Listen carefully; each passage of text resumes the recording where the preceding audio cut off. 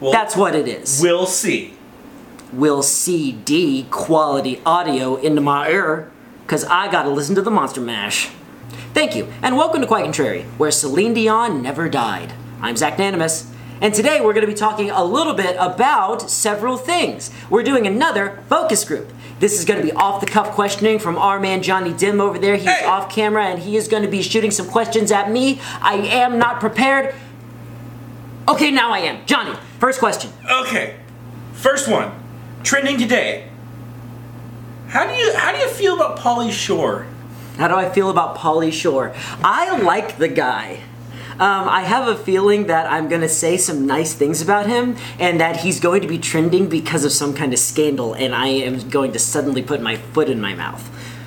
You didn't take the bait. I did not take the bait. His mom died. Oh. Yeah. Okay. Yeah, Mitzi Shore is dead. At 87? Yep, 87. That's a wild ride. It was. It's a wild ride at 87. She of course, owned the Comedy Store. I did not know that. You did not know that? I did not know that. That's where a lot of comedians got their start. Yeah. Was Pauly Shore a stand-up? That's how he got started, yeah. Really? I couldn't picture him as a stand-up. It's not great. It's very good. I imagine that, like, she owns, like, one of the most prestigious comedies. Not that any comedy outlet is particularly prestigious, but one of the most famous ones, and he didn't make the cut. I like that too.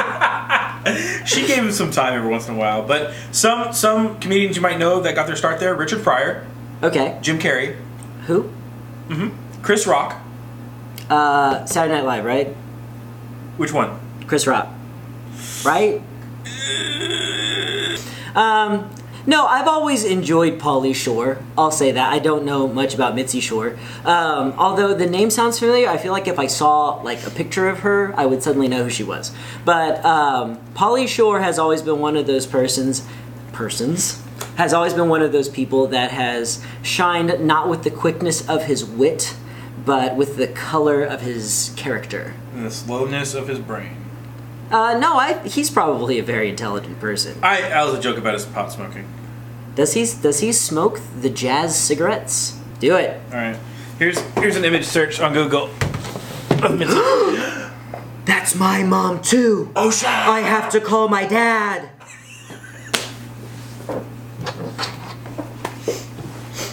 So there's some news about Rest in peace, Mitzi Shore. Say it again? Rest in peace, Mitzi Shore. I did not know you, but I'm sure you are a wonderful lady if you brought such a talent into our lives. Thank you very much for Biodome. I genuinely enjoyed that movie. There's some Titans news. Titans news. I heard a little bit about this. Full disclosure, you attempted to call me because we have this group chat that everybody contributes to, and my brother Jeremy actually put out there the new Starfire costume, and Johnny called me specifically to make sure I didn't look at it because he wanted to do this right now, and what he didn't count on was my apathy towards our organization in general. That call was not necessary. I wouldn't have seen it for 2 weeks. That's true. So I feel like you want to get my 2 bits on the new Starfire costume. Well, it's not just Starfire. There's actually not just Starfire. Raven and Beast Boy. And Beast Boy is also in pink short pants. Good. First, actually, we're gonna make Starfire the headliner here. I'm gonna have you look at Beast Boy and Raven first. Okay. Yeah. What? Yeah. Like that's how they're gonna look? Yeah. They look like they're extras from Generation X. I know! Remember that show? Oh my goodness. Raven is from another dimension. Like, I'm getting 0 of that from what I'm looking at right here. And it seems problematic to me that nothing about this is asking me to be convinced of a particular world. Right. And maybe it's nitpicky, but it looks like they're pandering to a demographic instead of trying to do anything good. If you want to reimagine Raven, that's fine. But it looks like they want like the indie goth girl crowd to really be into this, and they really want to, and they really want Raven to be the headliner for that. Which is funny because Raven is already an icon in that subculture for the fantastic job they did with the first Teen Titans. That, by the way, not faithful to the comic book, not at all, but they made her likable. And this is just one. It's like 15 years too late. This is like turn of the millennium grunge. Yeah. You know? And also, it doesn't look like any heart and soul has been put into it. And weren't we painting people green back in the 1940s with The Wizard of Oz? I feel like we've covered that technology. Yeah. This is... upsetting? I mean, they're professionals, they're artists, and I'm sure they're doing their best, but this feels like amateur hour. Scroll up and look at Starfire. Scroll up and look at Starfire.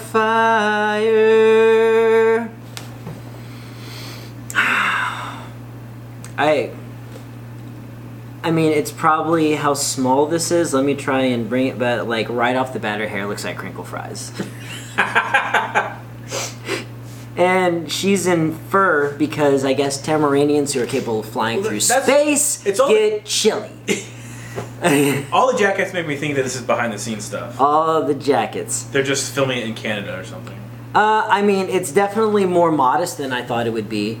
When Jeremy said that Starfire looks like a lady of the evening, which I honestly thought that they were going to go skimpier, which I was super prepared for because Starfire is one of these characters that like she's not super popular, so she doesn't get ragged on the way Wonder Woman does. But she actually dresses skimpier than Wonder Woman does, and there's actually a reason for that in the comic book, and it's actually kind of empowering because the Tamaranians have no concept of modesty when it comes to their body. Like in the first issues of the Teen Titans, they actually have like a pool party, and she's asking Raven why she has to wear anything in the pool, you know. And I know that feels like a step backwards, but remember that this isn't for showing off for anybody. It's just saying that my body's my body, and it's not perverse and it's not wrong. I'm here and I am myself. I think that it comes from a really strong place. They changed her race, so they made her black, which that usually doesn't bother me, you know. The only time that there were inklings of it was, and it would have bothered me. They were talking about making Iron Fist Chinese, right? Which I didn't. Well, it doesn't make sense. Well, you know what? He can be like the thing is that a lot of people wanted to be hyper inclusive. For kind of a racist reason. Right. Oh, he knows karate. He should be the Chinese. Yeah. All right. But you know what? She's as bland as the rest of them. I'll tell you that right now. Yeah.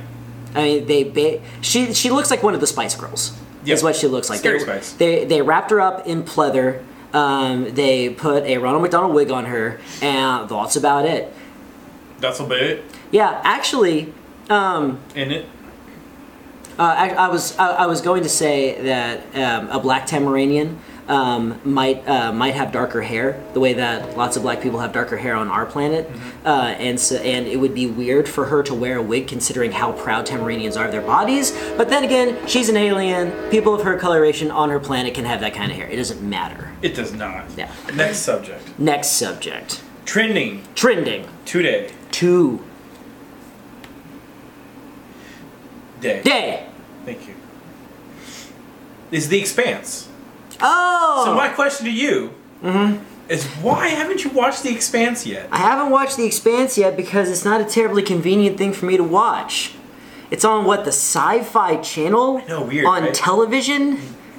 I'm sure it's streaming somewhere. I don't have an outlet for television. Yeah. I don't. Piracy. I read my comic books, and I read Fortunes in the Clouds, and I have Hulu. 3 very similar things. Our buddy Cass Anvar's in it. I remember when we interviewed him a million years ago. It was one of the best interviews ever. Was he one of the best? Well, he was super friendly. Yeah, he was super friendly. Yeah, that's Sometimes those aren't the best interviews, though. No, not always, because especially if you get a lot of crowd. Who was the guy who was the meanest to us, would you say? That was... Oh, shit, what's his name? He's in all the Adam Sandler movies. Oh, Dante. Dante Bosco. Whatever his last name. No, that's Rufio. Yeah. Which is going to be at Comapalooza this year. Rufio. Oh! next part. It's been a while since I've seen it. What was my line? Oh. Alright, next thing. Next thing. So, there's an article, there's something that's trending right now. There's actually a $4.8 million in a crowdfunding, I believe it was crowdfunding. To get campaign. Jamie Kennedy's Project X, or whatever it's called, back on the air. Yes, I heard about this. That's not it. That's not it at all. It's so defensive. That's not it. That's not it. Because nobody wants to see that. Don't even start that. He made a movie where he basically whined about people that heckle him. I saw that. It's called Heckler. Yeah. It's an okay movie. Eugene Merman had the best bit on that. They had Eugene Merman on, Yeah. and he was talking about how there was a guy that got so belligerent while heckling him that he had to be arrested, and they used 3 sets of handcuffs on him. One for his hands, one for his ankles, and then a third one to connect both pairs behind his back, essentially hogtied. And he remembers thinking, yeah, that is what should happen to everybody who interrupts my show. Okay, the actual crowdfunding campaign. Deep Roy is in that movie. He played all the Oompa Loompas in the Johnny Depp movie, the Willy Wonka, the Charlie Chocolate Factory movie. I didn't particularly like that role in that movie. The sweet roll. Oh. Okay, this one's for all the hipsters out there. Okay. Because collecting vinyl is going to be even more of a thing. Are we still on Jamie Kennedy?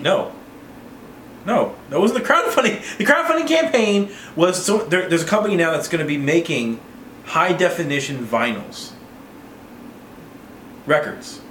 I mentioned Jamie Kennedy. Yes, you never said. I never did.